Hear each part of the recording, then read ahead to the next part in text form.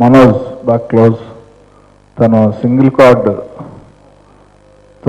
పాటలన్నీ రాశాడు.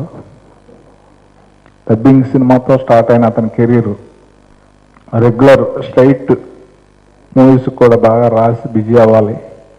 అలాగే మణికాంత్ కద్రి గారికి తెలుగులో మంచి ఫ్యూచర్ ఉండాలి.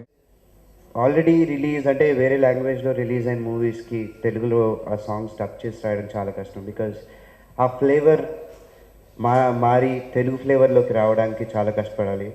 సో ఆ విధంగా I think Manoj has done his job. So I guess he's gonna rock through this music. ఈ సినిమా సింగిల్ కార్డ్ ఎవరైనా ఒక పాట రెండు పాటలతో అట్లా పరిచయం అవుతారు చాలామంది. కానీ మన మనోజ్ నా మంచి ఫ్రెండ్, వరుసగా ఫస్ట్ సినిమాకే సింగిల్ కార్డ్ కొట్టేశాడు ఆయన.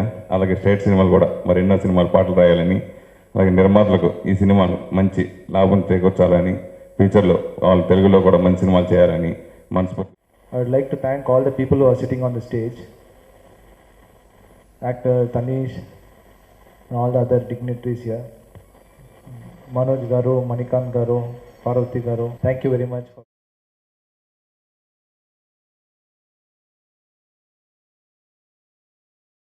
Manikant Kadri, already Avakai Biryani plus విలేజ్లో వినాయకుడు బ్యూటిఫుల్ సాంగ్స్ ఇచ్చాడు.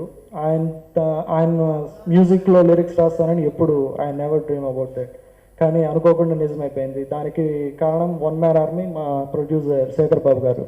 ఆయన ఇచ్చిన ప్రోత్సాహంతోనూ నేను మంచి సాంగ్స్ ఇవ్వగలిగాను.